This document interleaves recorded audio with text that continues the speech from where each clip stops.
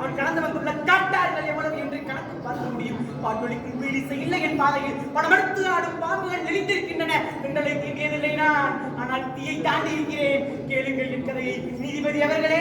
தீர்ப்பை எழுதுவதற்கு முன் தயவு செய்து கேளுங்கள். தமிழ்நாட்டிலே திருவிடத்திலே பிறந்தவன் நான். பிறக்க ஒரு நாடு, பிழைக்க ஒரு நாடு. தமிழ்நாட்டின் தலையெழுத்திற்கு நான் என்ன விதி விலக்கா? ரங்குவோன். அது என் உயிரை வளர்த்தது, என்னை உயர்ந்தவனாக்கியது. திருமண கோலத்தில் இருந்த என் தங்கையை காண வந்தேன். மோசடி வழக்கில் ஈடுபட்டு இதோ குற்றவாளி குண்டிலே உங்கள் முன்னிற்கிறாரே இந்த ஜாலக்கார ஜாலி. உங்கள் வழக்கில் விழுந்தவர்களில் நானும் ஒருவன். பணவெட்டியை பறி கொடுத்தேன், பசியால் நினைந்தேன், நனிந்தேன், கடைசியில் பைத்தியமாக மாறினேன். காண வந்த தங்கையை கண்டேன், கண்ணற்ற ஓவியமாக, கைமென்னாக.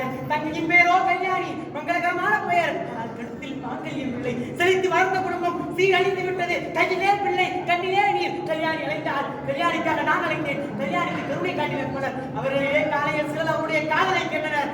கொலை வழக்கில் ஈடுபட்டு உங்கள் முன் இருக்கிறானே இந்த கொடிவன் வேணும். இவன் பகட்டாலின் தங்கையை கற்பழிக்கும் என்றால் நான் மட்டும் கருத்துராவிட்டால் கல்யாணி அப்போதே தற்கொலை செய்திருப்பாள். கடவுள் பக்தர்கள் கல்யாணிக்கு கருணை காட்டப்பட்டுள்ளனர்.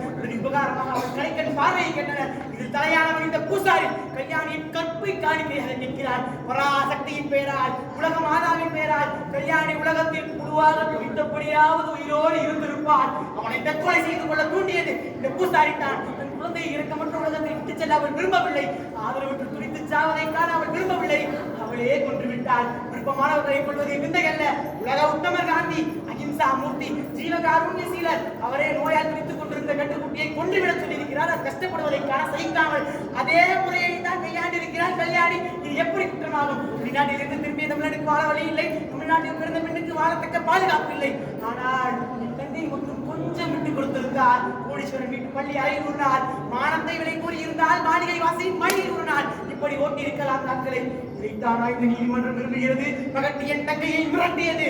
என்று ஓடினாள்.